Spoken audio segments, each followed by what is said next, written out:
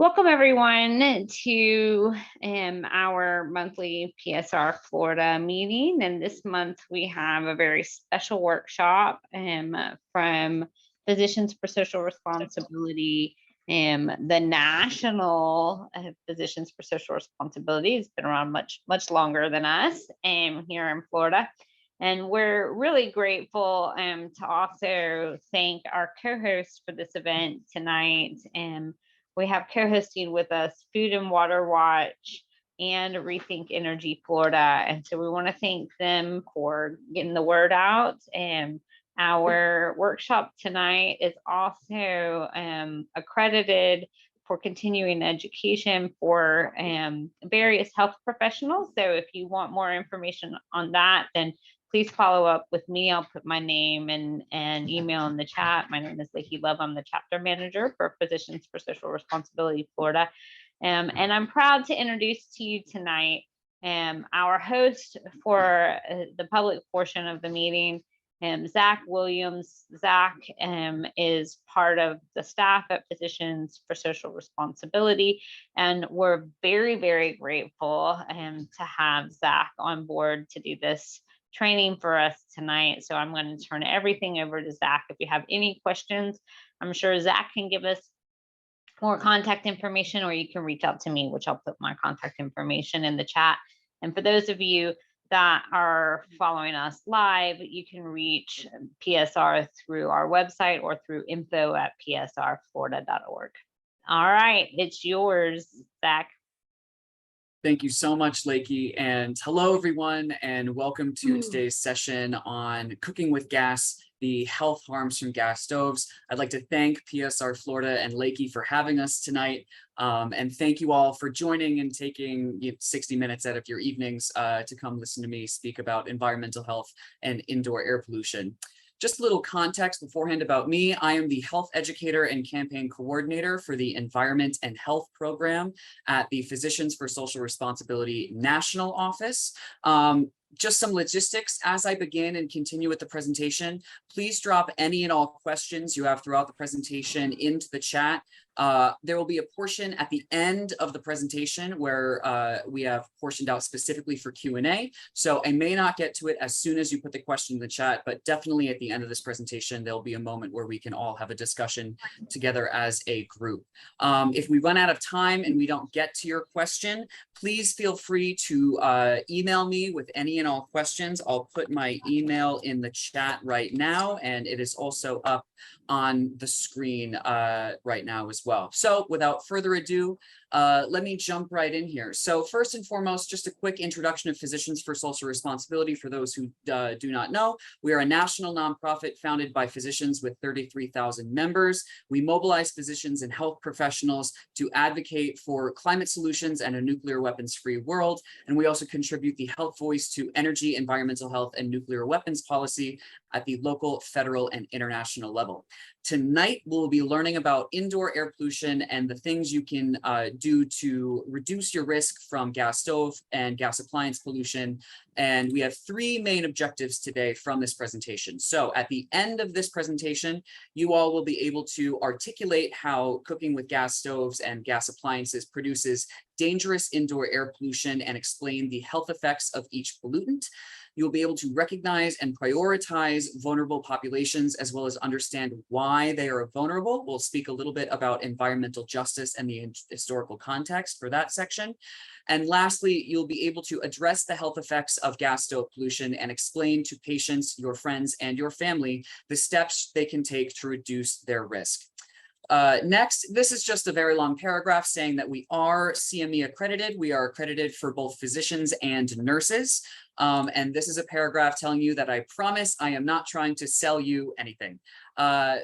There will be a portion at the end of the presentation where I will go through how you can claim the CME or CEU credit if you are interested in claiming those credits for this session. And before we jump into the content, I have a quick favor to ask all of you. This is a short pre-test that you can access either at the link in the chat that I just dropped, or by scanning the QR code on your computer screen right now. If you could take a moment to complete that, that would be great. It's short, 5 multiple choice questions.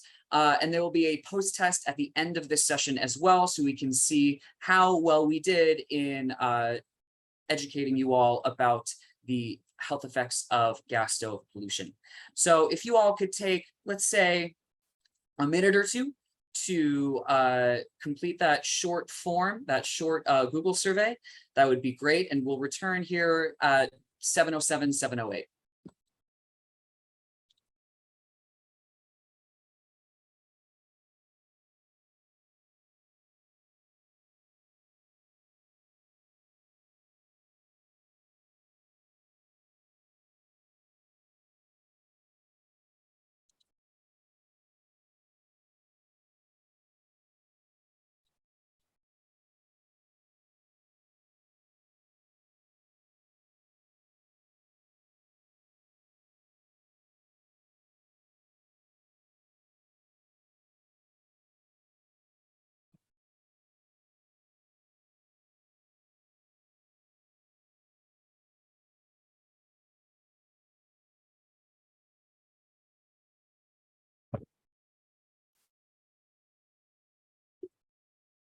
Alrighty, folks, I'd say another probably 30 seconds. Just in the interest of time, I do want to make sure we save enough time at the end for discussion and Q&A.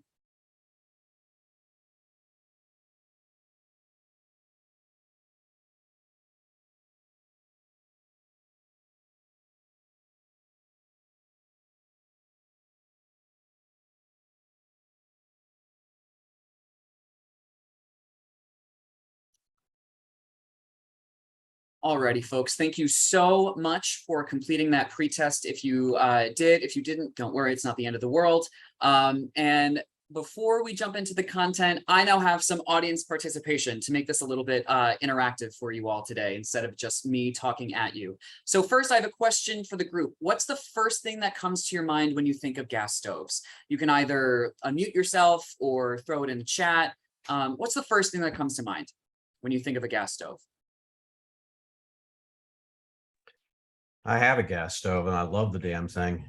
And I cook. And what I think of is the tremendous heat control I have over the cooking process. Sure, absolutely. You know, you can exactly see what level of flame is coming out. Sure thing. Fossil fuels, absolutely. It is methane being burned in our gas stoves to cook.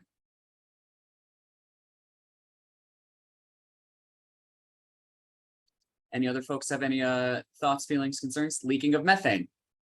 Absolutely. There's a recent study published by Stanford, which I will link at the end of this, that shows that gas stoves are leaking a lot more methane than originally thought. Alrighty, so thank you all so much for sharing your thoughts about what first comes to mind. Something that comes to my mind is that colloquialism we have in the States, cooking with gas. It's the title of this presentation. It's a positive thing. It's a positive connotation. You know, your car won't start and then finally it turns over and now we're cooking with gas, you know. But at the end of the day, no matter how you feel about gas stoves, the fact remains that cooking with a gas stove without ventilation produces dangerous indoor air pollution in our kitchens and in our homes. This leads us to the first section of this training, which is going to be understanding the pollutants produced by gas stoves and the health effects they have on the human body. So the primary pollutants produced by gas stoves include nitrogen dioxide, carbon monoxide, and particulate matter, which includes both PM 2.5 and PM 0.1. PM 0.1 is also known as ultrafine particulate matter, if you've heard that phrase as well. More pollutants definitely do come out when we combust methane, but these are the primary pollutants. Now, what do these pollutants do to the human body? So first and foremost, let's start off with nitrogen dioxide. NO2 is a harmful air pollutant that is produced by the combustion of fossil fuels, which includes the methane we burn in our stoves. NO2 contributes to the development of asthma, aggravated asthma, and increased susceptibility to respiratory infections. It is also associated with negative general cognitive functioning. Next is carbon monoxide. Carbon monoxide is another dangerous gas and perhaps more well-known than nitrogen dioxide. Exposure to carbon monoxide can have neurological effects such as fatigue, impaired vision, dizziness, all the way into falling into a coma.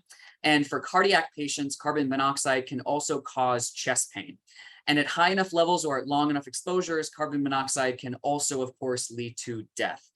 Lastly is particulate matter, both PM 2.5 and PM 0.1.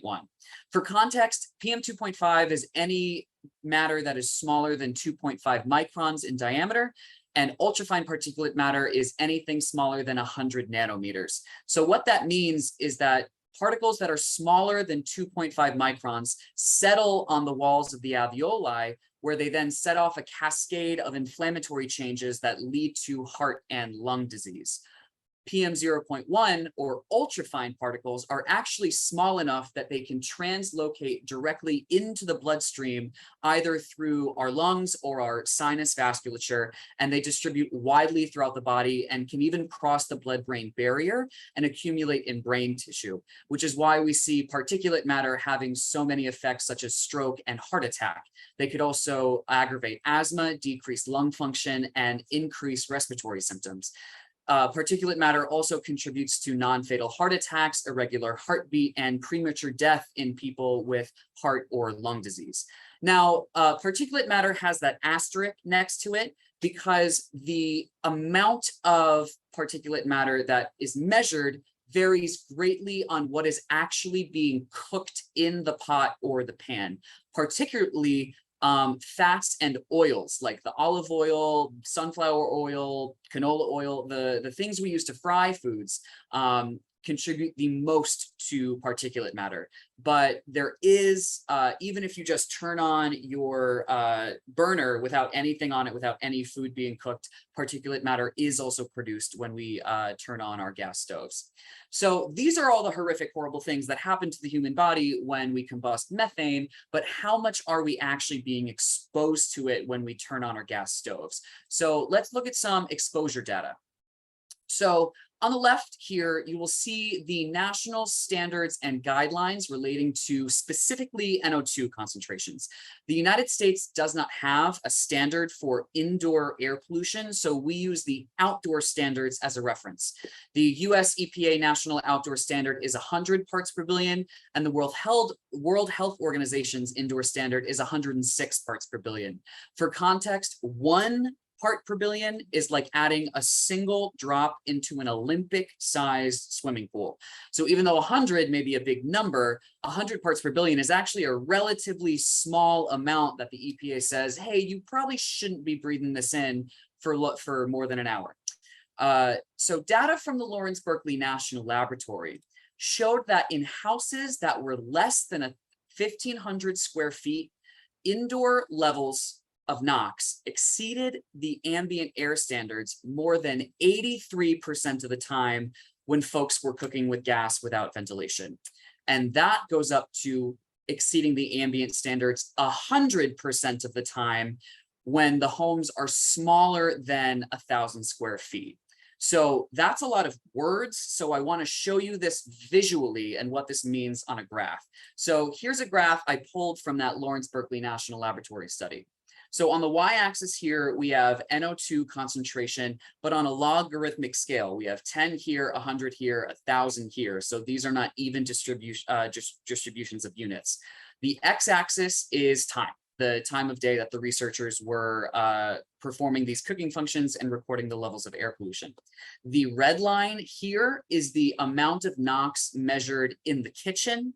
And then the blue line here is the levels of NOx measured in a hallway or a bedroom farther away from the kitchen. Now, this house 3, they were looking at 8 houses in this study. House 3 is kind of the perfect storm of bad indoor air pollution. It was less than 1,000 square feet. It was an older home, and it didn't have proper ventilation, no exhaust hood, no nothing, anything like that. So here, this 100 parts per billion, this is the level that the EPA is saying, hey, please do not be around this for more than an hour. It's going to cause some problems.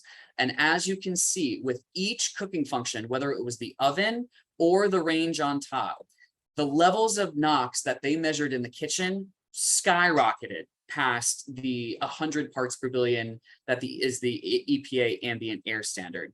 So this is showing graphically and through research methods that yes, when we turn on a gas stove and use it to cook, we are inhaling dangerous levels of specifically nitrogen dioxide, but also carbon monoxide, particulate matter, and other dangerous air pollutants. So yes, we're breathing them in, and we know they do horrible things to the human body, but what specifically is the connection between these air pollutants and disease in the human body? So let's use childhood asthma as the lens to look at this health effect of gas stoves. So here's another case study. It is entitled Association of Changes in Air Quality with Incident Asthma in Children in California, 1993 to 2014. Very long title. All you need to know about it is that it is a multi-level longitudinal cohort study over 21 years. Without going too into the weeds about research methods, all you need to know is that it is one of the best forms of research methods to look at effects over time.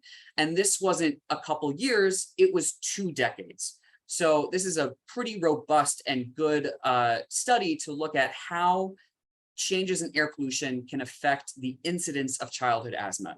So let's focus over here at the NO2 side real quick.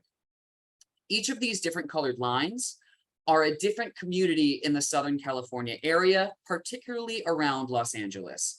On the y-axis here, we have annual incidence rate of childhood asthma, so the amount of childhood asthma cases that Southern California is seeing. And then on the x-axis here, we have nitrogen dioxide concentration in parts per billion. But pay attention over here, it's inverted. So high concentration of NO2 over here, low concentration of NO2 over here. And as you can see, as Los Angeles got its act together and cleaned up the smog and the ozone and the NO2, they saw decreased levels of childhood asthma. So what this is showing is that when you decrease the ambient air pollution, you also decrease the amount of childhood asthma that you are seeing. And the focus here on children is important because it leads us to the next section of our training today, vulnerable populations. Children happen to be one of the most vulnerable populations to air pollution in general, but certainly gas stove pollution as well. This is due to a myriad of reasons. First, their increased breath rate. Children tend to have higher breathing rates, so they are breathing in more of the air pollution than an adult would. Next is children have higher lung surface to body weight ratios and smaller bodies. So an NO2 concentration that possibly could be safe for an adult could be harmful for a child. And lastly, children's immature respiratory and immune systems are still undergoing development, and they don't necessarily have the ability to deal with stressors in the same way that adults can. So this is the culmination of reasons why children in particular are definitely more vulnerable to gas stove pollution, or one of the most vulnerable populations to gas stove and air pollution in general. Next, I want to open our discussion to health disparities and talk a little bit about environmental justice here. So I'm going to continue using the lens of childhood asthma to discuss this. But I do just want to bring to the forefront that not every child is equally exposed to gas stove pollutants, and thus the distribution of childhood asthma is skewed. The data I'm about to show you comes from the National Center for Environmental Health and from the Journal of Urban Health. I'm about to show you a bunch of percentage points. I'm not going to go through each data point, but I just want you to pay attention to the main points when we go through each of these demographics. So first, let's talk about housing type. So 21.8% of children living in public housing have asthma, compared to just 7.38% of children living in private residences. Next, when we look at race and ethnicity, the prevalence of asthma in Puerto Rican children is almost twice that of white children, and the prevalence of asthma in Black children is more than twice that of white children. And lastly, let's look at class and socioeconomic status. When looking at income level, 11.8% of children living below the poverty level have asthma, compared to just 5.9% of children who are living at 450% or higher of the poverty level. So, living in a non-private dwelling, being Black, and living below the federal poverty level are all risk factors for childhood asthma, which is also one of the most prominent health effects of gas stove use. And why is this? So to fully understand why being a person of color and of low socioeconomic status puts you at higher risk for respiratory illness and gas stove pollution exposure in the United States, we need to look back at our history and understand the historical context. First and foremost, federal housing and transportation policies essentially codified racism into the economic and geographic development of the United States in the mid-20th century.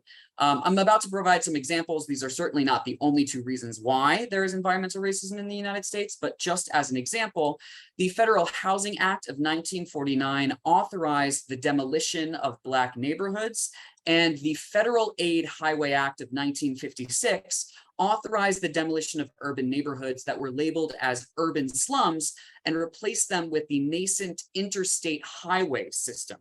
And when I say urban slums, these were often poor communities or Black and brown communities. So these not only severed neighborhoods and communities, which were most often Black neighborhoods, but also constructed long-term polluting transportation infrastructure next to, near, or simply through communities of color. Secondly, although it's outlawed today, many majority Black neighborhoods are still reeling from the effects of redlining. As a quick definition, redlining is a homeowners loan corporation categorization strategy where some neighborhoods were labeled as high risk, whose residents should not be given access to mortgages or other types of loans. These neighborhoods were outlined in red on their maps, hence the name redlining. However, today, redlining now refers to lending discrimination that bases credit decisions on the location of a property to the exclusion of characteristics of the borrower or the property. Redlining prevented investments in infrastructure, green space, public transportation, business development, housing security, and all other aspects of city planning, quite frankly, that make for a successful and a prosperous neighborhood. Because banks refused to give loans to Black Americans decades ago, their descendants now deal with increased levels of air pollution and a lack of political will to competently and systemically address these issues. And when I say lack of political will, that is certainly not on the part of the constituents and the citizenry living within these neighborhoods, but mainly among the folks who have the power to turn the levers and simply don't. Next, I want to continue the discussion about environmental justice, but this is not simply just a race issue. It is also a class and economic issue as well. So it is about health equity, and lower income households are often at higher risk of being exposed to high levels of gas stove pollution. And this is for a bunch of reasons. First and foremost, smaller unit sizes. It's important to remember a couple slides ago when I said homes that are less than 1,000 square feet exceed the EPA standard for NOx 100% of the time when you use a gas stove. Along with smaller unit sizes, there are also usually more people per home than higher income households. So not only are more people using the kitchen and using the stove, but also more people are breathing in the air pollution produced by that appliance. Next, low-income families are also more likely to live in older homes and have less control over the maintenance of their appliances. Older homes may have a gas stove that hasn't been properly adjusted in years, or may still even have a pilot light and are more likely to have inadequate ventilation over the stove. And I want to focus on the pilot light for a minute, because having a cooking appliance with a pilot light means that there is methane burning in your home constantly. It's great and convenient when you want ramen noodles at 2 a.m., but it also means that there is fossil fuel being burned in your home constantly. I know that a lot of newer gas stove models work with a spark mechanism, so there isn't a pilot light there, but in older homes or older gas stoves, they may still have pilot lights as well. Next, low-income homes are also more likely to use stoves and ovens for heat, which for those of us in Florida might not be an issue right now, but certainly homes with inadequate ventilation, poor landlord management, and poor insulation make families in these situations turn to the most readily available source for heat for relief, which is typically the kitchen oven, which does its job. It heats the home and provides relief from the cold, but it also pumps the home full of air pollutants while providing relief from the cold. Next, low-income homes are more likely to have higher exposure to outdoor pollution for all the reasons I spoke about before. Living in neighborhoods where the NIMBY effect has pushed waste treatment plants, power plants, any kind of polluting infrastructure are typically in low-income neighborhoods as opposed to high-income neighborhoods as well. Next, and finally, low-income homes are also more likely to already have a greater asthma burden, making them more sensitive to lower levels of nitrogen dioxide. So I just threw a lot of depressing information at you, but before we get to the meat and potatoes of solutions of this presentation, I have some more audience participation and another question for the group. So have any of you seen any of these issues in your patients, your friends, your family, your loved ones, yourself? Have you ever noticed that using a gas appliance or, if you have a gas heater in the winter, it turns on and your wheezing starts up? Has anyone ever seen any of these issues relating to gas stove pollution? Again, please, you can either unmute yourself, throw it right in the chat, no worries. I mean, I retired from practicing internal medicine, but I'm quite sure that some of my poor patients, and I have a fairly significant population of African American patients in a lower income area near where I practice, did have that. That had an impact probably on their health. Personally, no. I mean, not where we live, but we're not in exactly the same situation. We have a little more space for it, and the water heater is out in the garage, and it was a tankless water heater. Anyway, that's irrelevant. But anyway, so that's where I am on that. I think it clearly has had an impact, but not personally. No. Great, thank you. Anyone else? I live in an older house, 1950s house in a primarily Black neighborhood, and unfortunately, our heating system is gas. In fact, all of our appliances should be gas, except for our AC, but we removed the gas stove years ago, and so we managed to find a way around that. But I don't have allergies, and I wouldn't have blamed it on the gas until you mentioned it, but my spouse does. And during the winter, when allergy season is supposed to be better in Florida, my spouse always wakes up with sinus trouble. And so, I'm assuming that probably has something to do with the overhead gas heating system blowing air pollutants down on top of them. So sad to say, but true. I also do not make enough money to replace our heating system in this house. It's a blessing enough that we have the house. So right, and thank you for bringing that up. Two things. One, it's not my anecdotal story, but another PSR colleague who lives in the Bay Area in California. When I gave this training, she said, every winter when the heat came on, I would just get the worst asthma symptoms, wheezing all the time. And I never really knew what was going on. I just thought it was, it's the winter. Oh, it's a cold. Oh, it's, whatever. And they recently switched from a gas furnace to an electric heat pump to heat their home. And for the past 3 winters, she has not experienced her respiratory symptoms that she usually does in the winter. But also, Lakey, thank you for bringing that up, because that will soon lead us into our solution discussion of, I just said, look at all of these horrible things that are happening to you because you use natural gas in your home. who's going to pay to replace all of that, all of the infrastructure? Because certainly, it's not as simple just to rip out a gas appliance out of your wall and replace it when it takes a couple grand to do that. So thank you for that wonderful transition. Before I transition into the solutions, does anyone else have any other comments? All right, I'll take that as a no. All right, well, great. So leading us into the final section of this, which is truly the meat and potatoes, what we can do, because never present a problem without a solution.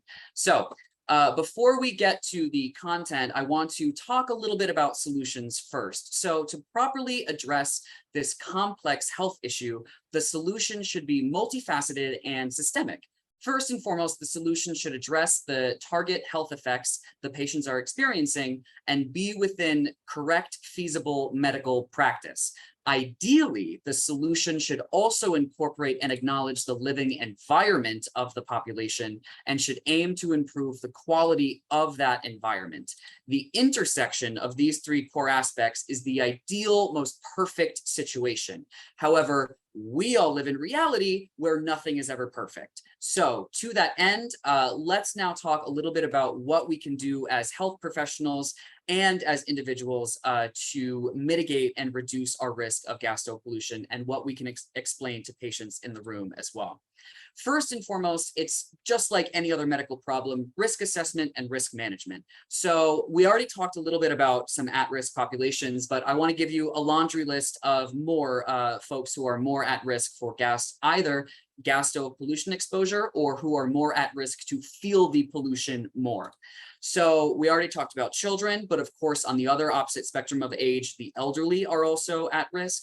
Folks living with diabetes, people living with low socioeconomic status, people living with obesity, and with pre-existing heart and lung conditions. All of these folks are more at risk to either be exposed to gas stove pollution or feel the effects of that pollution more. Next, just some lifestyle and behavioral risks that either make you feel the pollution more or put you at higher exposure.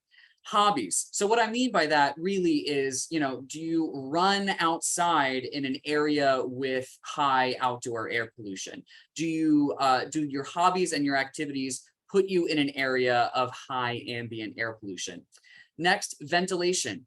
Do you have access to ventilation when you cook? And if you do have access to it, do you even use it? Next, smoking. Of course, a smoker's lungs are going to feel the effects of air pollution more so than a non-smoker's lungs. Use of fossil fuels inside the home. Is there even a gas connection in the home? If there's not, then it's probably not fossil fuel pollution, but if it is, there could be a possibility of gas stove pollution exposure. The time spent in heavy traffic and in-car behaviors. Like I said before about the interstate highway system, when we were talking about environmental racism, I mean, these highways tend to be parking lots and just pump out car exhaust. So you're being exposed to that if you commute a lot and you're in your car a lot. And also, what do you do in your car? Do you smoke? Do you roll the windows up? Do you have your AC on? And next, do you live near an industrial or a fracking site, which is certainly going to put you at higher ambient air pollution levels, as opposed to not living near one. So these are all the folks and the behaviors that increase the risk for either feeling the effects of gas stove pollution more or being exposed to gas stove pollution. Next, let's talk about risk management. So first and foremost, at the patient level, you're in the room with the patient. I don't need to tell y'all how to be a doctor or a nurse.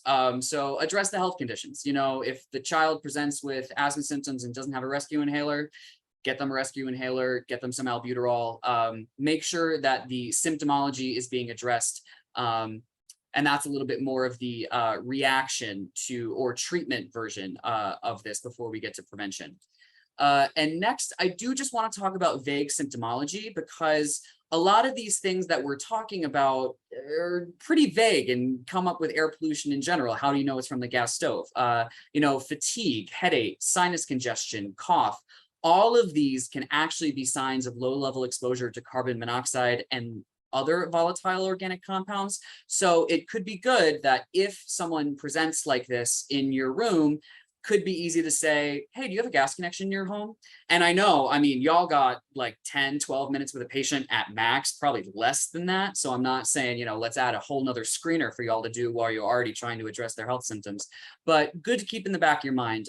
If some kind of vague respiratory symptom comes up, it may be due to fossil fuels in the home. And next, so we're out of the room with the patient, and this is more macro level, what we can do as health professionals for risk management at a more grand scale on a policy level.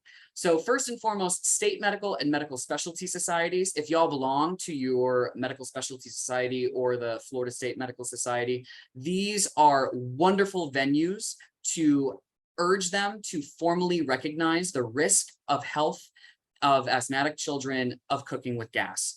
The societies you're a part of should work to raise awareness among doctors and nurses by developing and distributing guidance and intervention recommendations. Raising your voice is one of the most powerful acts a health professional can do, because as health professionals, we are trusted members of the community. Folks tend to listen to their doctors. Just as an example of how wonderful these medical specialty and state medical societies can be, on a national level, the American Medical Association recognized this, and their climate change policy adopted in 2019 recognizes the importance of physician involvement in policymaking and encourages physicians to act as role models for sustainability. So that was 3 years ago. But more recently, I think a matter of weeks ago, maybe a month and a half ago, the American Medical Association passed a resolution that recognizes the association of childhood asthma and using a gas stove in your home. So the American Medical Association, the AMA, has said, yes, we recognize that this is a problem, and this is a wonderful venue to get more medical specialty and state medical societies to recognize this issue and do something about it. Next, local, county, and state legislators. Now, the work to actually make some grand change needs to come from the federal level. I don't have hope that it's going to come from the federal level, although congratulations to Biden to signing that 4 hours ago.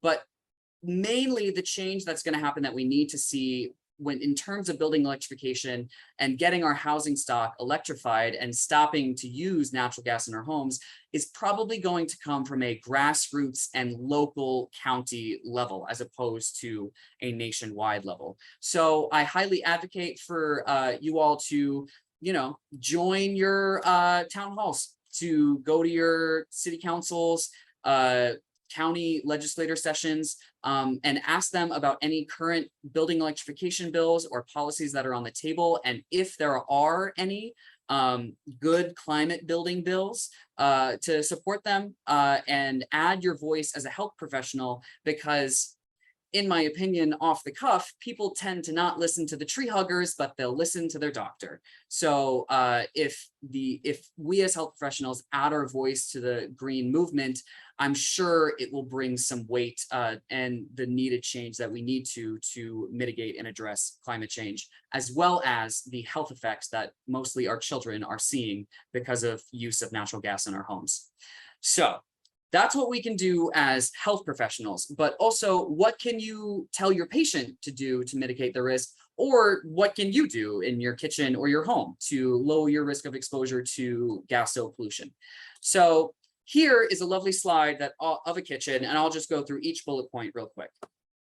First and foremost, install and maintain a carbon monoxide detector. I know that most folks have a carbon monoxide detector in their home, but a PSR member recently educated me that those carbon monoxide detectors will only go off when levels are high enough for death, when it is saying, please leave your home, please ventilate, the levels are dangerous enough for you to die. So what we advocate for is to actually get a carbon monoxide detector that will go off at lower levels. So at least there is an alarm, there is some kind of notice for you to open a window, start to ventilate, because there is a level of carbon monoxide that could be dangerous, even though it might not kill you at that moment. Next, if it's available, run your exhaust hood over your stove while you're cooking. I know they're loud, they're kind of cumbersome, and it might not be always a thing that we remember to do while we're cooking, but ventilation is key to lowering your risk of exposure to gas stove pollution. So if it's available to you, turn it on. And even I have a gas stove here in my apartment. I rent in New York City, and my exhaust hood is the microwave fan that blows it over my head and mixes it in with the rest of the kitchen. It's better than nothing, even though it's not venting to the outside, it is at least getting some airflow in the room to push it closer to my window that is open when I cook. Next, just like I said, it's one of my favorite solutions because it's free 99. Open a window while you're cooking. It's one of the simplest ways to get airflow and ventilation going while you're cooking in your kitchen. And it's probably the simplest action we can take. Now, as a lifelong New Yorker, I know I'm probably a little biased here because if it's 106 degrees, you probably don't want to open a window. If a hurricane is coming through, you probably don't want to open a window. Probably don't want to cook during a hurricane either. If it's, snowing in northern Minnesota, probably don't want to open a window. So there are some other solutions that I'll get to right in a moment if you can't open your window. Next is cook on the back burners. Now, this is something that I didn't really get until I started doing these trainings, but when you cook on the front two burners of your gas range, the air pollution is much more likely to not be caught by the exhaust hood and simply just spill out into the kitchen or into your lungs. So even though it's a little bit farther away, I would advocate that you cook on the back burners while you're using the gas stove, because it's much more likely that the pollutants are going to get caught up in the exhaust hood or any kind of ventilation system that you have. So if you can't open a window, if these ventilation techniques don't work, then here are some other alternatives for some cooking strategies to go through. Use electric appliances like a toaster oven, a kettle, an air fryer if you have it. Anything to reduce the amount that you're turning on that gas stove burner. If you're looking for that pan fry function, which I know is it's a great way to cook, and toaster ovens and air fryers don't necessarily get the same effect that pan frying does, I would advocate that you try another plug-in, plug-out appliance, induction burners. Again, I'm not trying to sell y'all anything, but in my own research, I've looked at a couple online retailers. A single unit induction burner goes for about 60, and a double induction burner goes for about 110, 120. And this is, again, just trying to make sure that you reduce the amount that you are turning on that gas stove and use a plug-in, plug-out induction burner instead. But to get to the root cause of gas stove pollution, it's ripping out that gas stove out of your wall and replacing it with an electric or an induction stove. And I want to highlight the electric induction stovetop for a moment, because I know we may have horror stories in our minds of electric cooking. Those resistance coils, they smelled bad. They took 84 years to boil water. Like Marty said in the beginning, you couldn't really control the amount of heat that you were getting from an electric resistance coil. But there have been some wonderful technological strides in electric cooking, and this is culminated in the induction stove. And it's so great for these three reasons that I pointed out. First, it's electric, boogie woogie woogie. There's no indoor fossil fuel pollution when you use an electric induction stovetop. Now, indoor is important here because I do acknowledge that the majority of electricity in the United States is generated from the combustion of fossil fuels. So when you use an electric stove, there is fossil fuel pollution near the power plant, but there is no fossil fuel pollution in your kitchen when you use an induction stove. Next, it lowers household accident risk. And this is because of how induction stovetops work. So how induction works is there is a coil underneath this glass stovetop here. An electric current is put through that coil. That electric current causes a magnetic field to be generated. And when you put a pot or a pan that is made of a material that interacts magnetically, stainless steel, most pots or pans you can get at Target or Walmart now, if a magnet can stick to it, it can work. When that magnetic field interacts with the material that the pot of the pan is made out of, particles in the pan start to move and resist that magnetic field. the resistance to this magnetic field is what causes the pot or the pan to get hot. It's not direct conduction from an open flame. So if you have a little one who's touching, grabbing, going all over the kitchen, only the pot or the pan is going to get hot, not the entire stovetop. So if a little one is touching and grabbing, they won't burn their hand if they accidentally touch the stovetop because it's not screaming hot. Don't let them touch the pot or the pan, that's still going to be hot. But it's because it's interaction with a magnetic field that is generating heat, not direct conduction of an open flame, which lowers household accident risk. To bring up control over temperature as well, induction stovetops, there are some where you can set the exact temperature you want the pot or the pan to be at as well, since it's electric and digital cooking. So there is, if you have an induction stovetop that can do that, there's some control over the temperature you're cooking at there as well. And next, it's an investment in your family's health. I know now, especially, and especially after with COVID, Americans have fallen on hard times. Replacing an entire appliance really might not be high up on the financial priority list, and it might not even be possible for renters. I certainly can't rip that gas stove out of my kitchen without my landlord's permission. So, however, like I said, there are some single and double burner plug-in, plug-out induction burners, which may that are cheaper than replacing your entire gas appliance. And if someone's child is having a hard time breathing at home, increasing induction stovetop cooking use and decreasing gas stove use can provide some relief, while larger scale, long-term systemic work is done to decrease air pollution in the neighborhood in general and bring some building rehab electrification policies to the citizenry as well. So that's my little spotlight on induction cooking. And before we get to the Q&A, I do just want to present something to y'all that is being touted as a solution to this problem, but it certainly is not, which is hydrogen blending. This is something that I just want to mark, and it's a great opportunity for health professionals to raise your voice. I will not go into detail about this, but two main things. Gas companies are seeing the writing on the wall, and they know they need to greenify their industry and reduce the amount of methane that they're using. They're proposing to use hydrogen gas and blending that into the natural gas system to reduce the amount of methane that is being burned.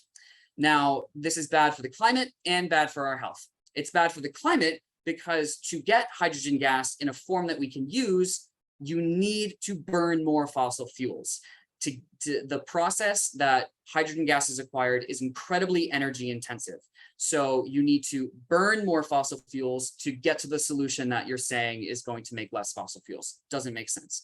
Next, it's bad for our health because it is more explosive than methane. There is a higher risk of damage and explosions. Our gas stoves are not equipped to burn methane, and there's a much more higher risk for household incidents, and it emits more NO2.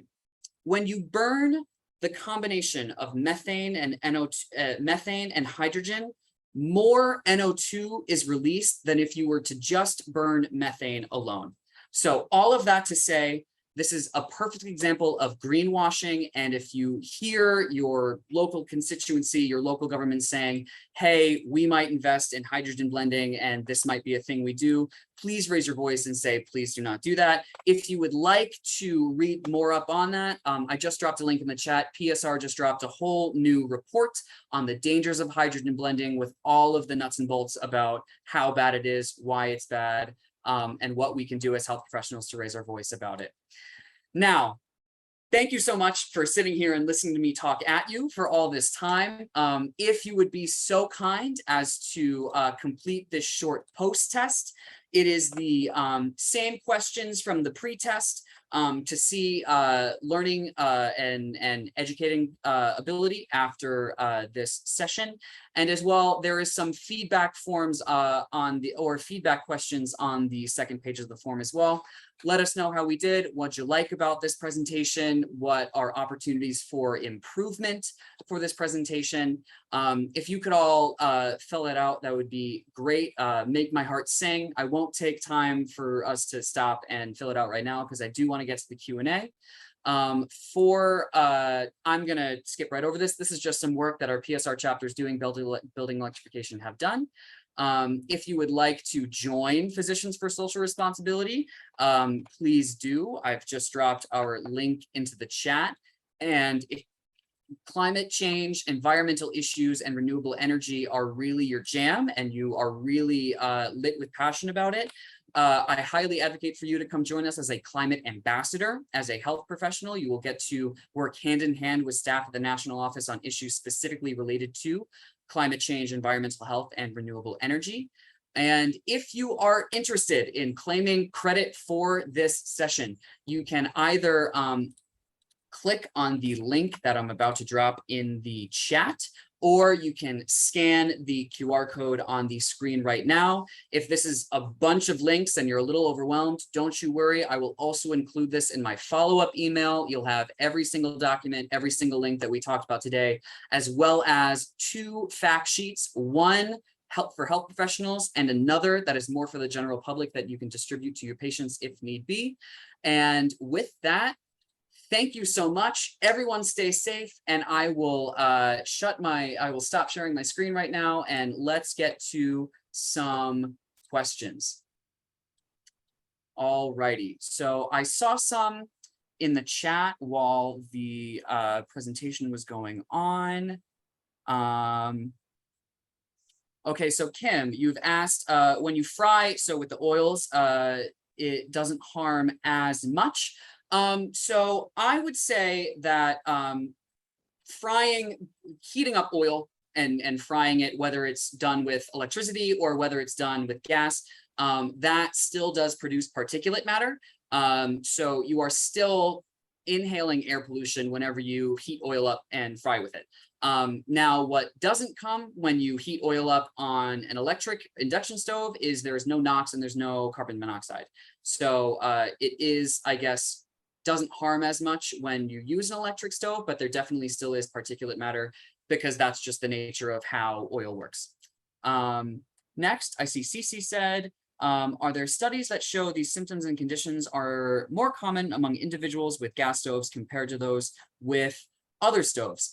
Don't want to lie to you. I don't know any studies offhand, but that's something that I can absolutely go and see if there's more literature about it. The literature that this training was based on is definitely more about measuring air pollutants that come from specifically gas appliances and gas stoves in general. Now, the symptoms and conditions, looking at health between gas cooking and electric cooking, definitely interesting research question, and I would be happy to get back to you with if I can find any more literature on that. I see Marty. To what extent is the use of gas appliances based on the economics of changing appliances as well as the cost of gas versus electricity to operate these appliances? Marty, I'm so sorry. Can you explain this question a little bit? Marty, I'm so sorry, you're on mute. Hi. Yeah, so I'm in Florida. We do have natural gas here. TECO is one of the companies that provides it, and it's pretty cheap. It's fairly inexpensive. So we're not economically disadvantaged. But it is very convenient, just from our perspective, to have like a tankless gas water heater that's outside, that doesn't have any indoor air pollution. So I don't know what the cost, really what I was trying to ask is, is there a financial difference between the cost of cooking food on a gas stove versus, which is using the electricity at whatever your electric rate is, versus natural gas, and aside from the cost of replacing existing appliances, what about just your monthly gas bill or your monthly electric bill? How do those things equate? Because that could be a driver for some people. Right, exactly. So thank you for bringing that up too, because the economic portion of this is incredibly important, because I think gas is so cheap, particularly because of the subsidies we have across nationwide for oil and gas companies to provide these resources at rates that are dramatically cheaper than what they are to extract them. Now, based on is it cheaper to simply just use a gas stove as opposed to completely switching to an electric appliance? That's absolutely, it's right. That's correct. That right now at the current state, probably the gas stove is cheaper because these induction stoves are pretty penny. And you know, who is subsidizing the electric transition? No one at this point. So right now, to address that issue, because the issue is that gas is just cheaper, there needs to be some wider range policy change to provide rebates for folks that want to switch to an electric stove. Any kind of mass citywide building rehabilitation program where the city absorbs the cost of improving their housing stock, as opposed to just waiting for individuals to update their appliances as they go on. So pardon me if I didn't answer the question completely, but you're absolutely right in making the observation that right now cooking with gas is probably cheaper. So there needs to be some help on the policy side to make sure that the electric options are commercially viable and are economically competitive with gas. Thank you. Very well.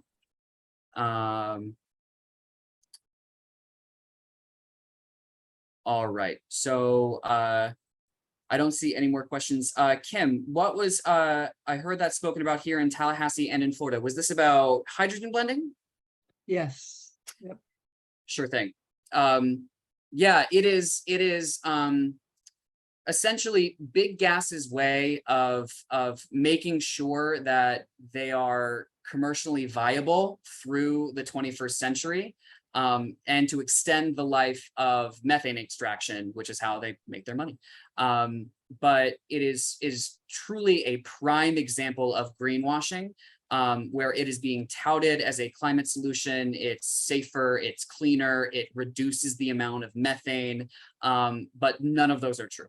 And if you're interested more in a deep dive in hydrogen blending, highly advocate looking at that PSR report. It's quick too. It's 17 pages, but it's not text and text and text. It's nice, pretty organized.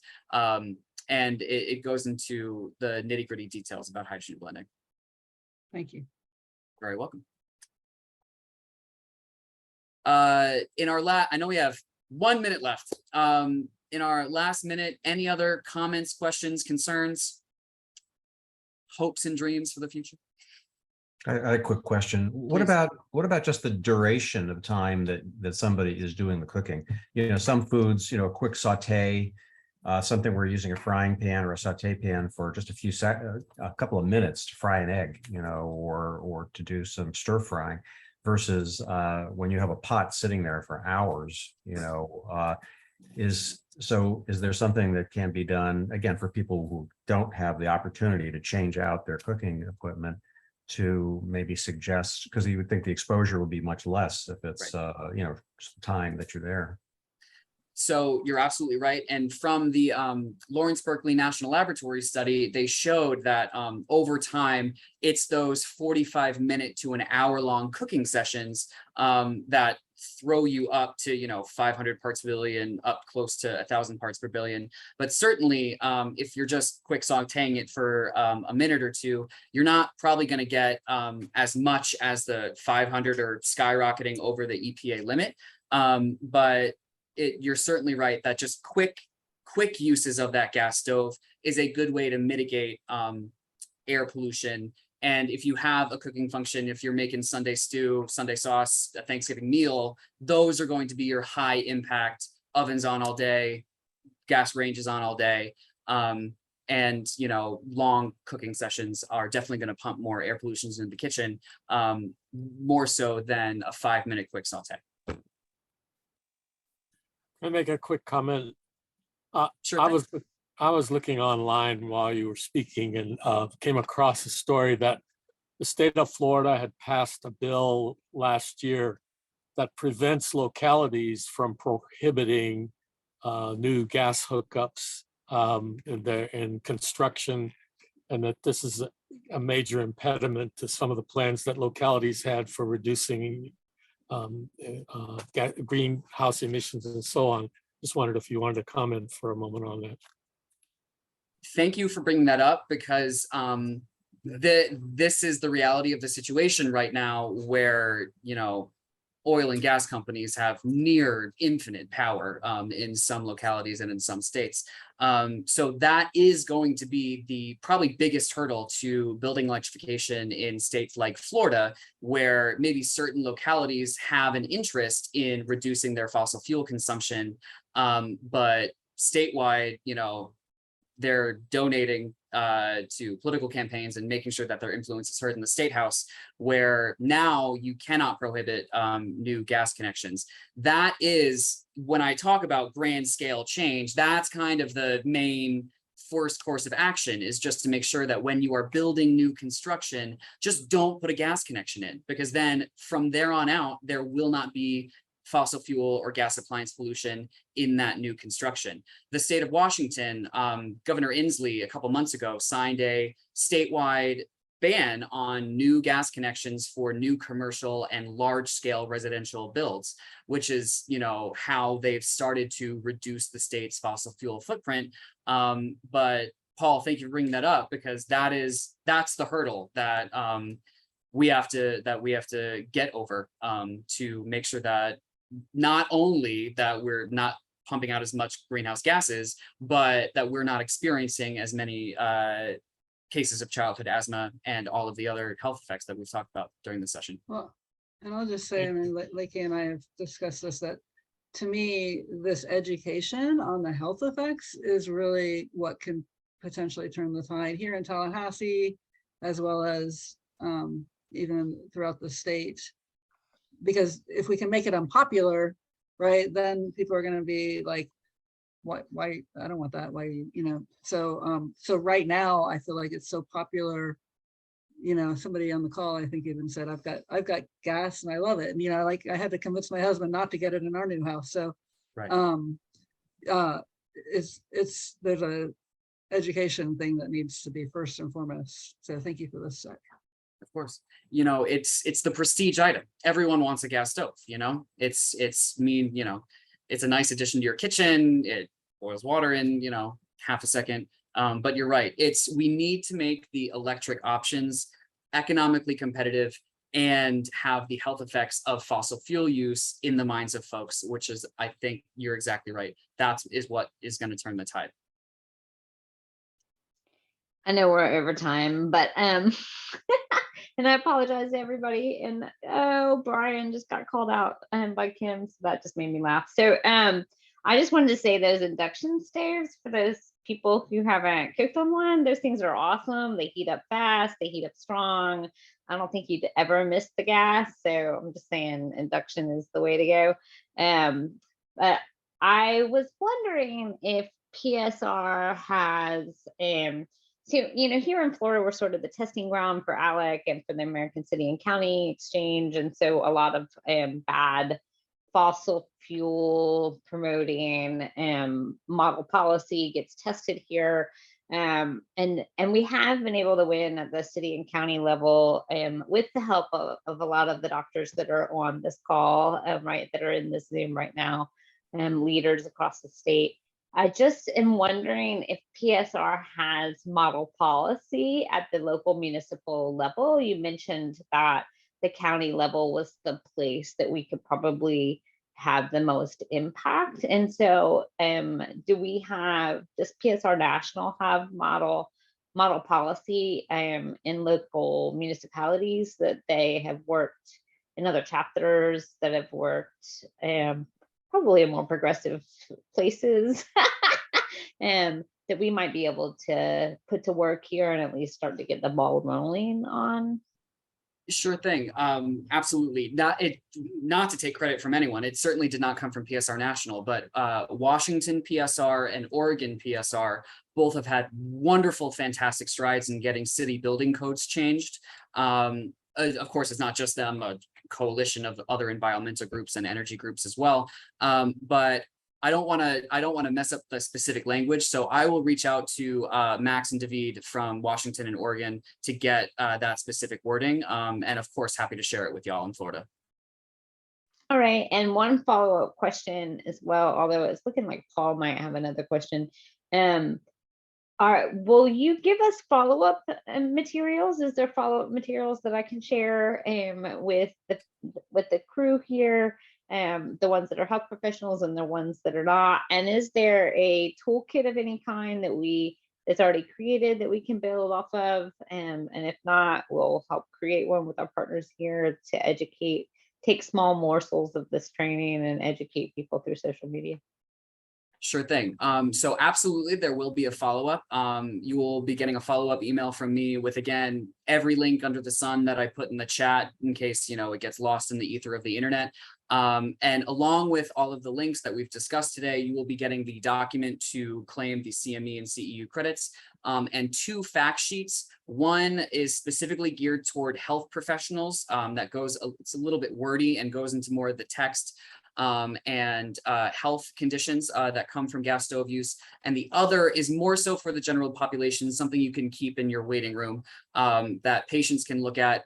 Pretty pictures, big, colorful, and it goes through what pollutants are coming out of gas stove and what you can do to reduce your gas stove risk. So those are the 2 follow-up resources that you will get. In terms of a full social media toolkit, that is something that we haven't created yet, but happy to send you any copy and any language that we've had in the past about gas stove use and to build one truly, because that's a wonderful suggestion and good to have a one-stop shop to just send out. Thank you, Zach. You're welcome, Lakey. Alrighty, folks, I don't want to take up too much time of your board meeting. So any other comments, questions, concerns? Alrighty, folks. Thank you all so much for having me. It's been a pleasure. Thank you, Zach. Thank you. Thank you.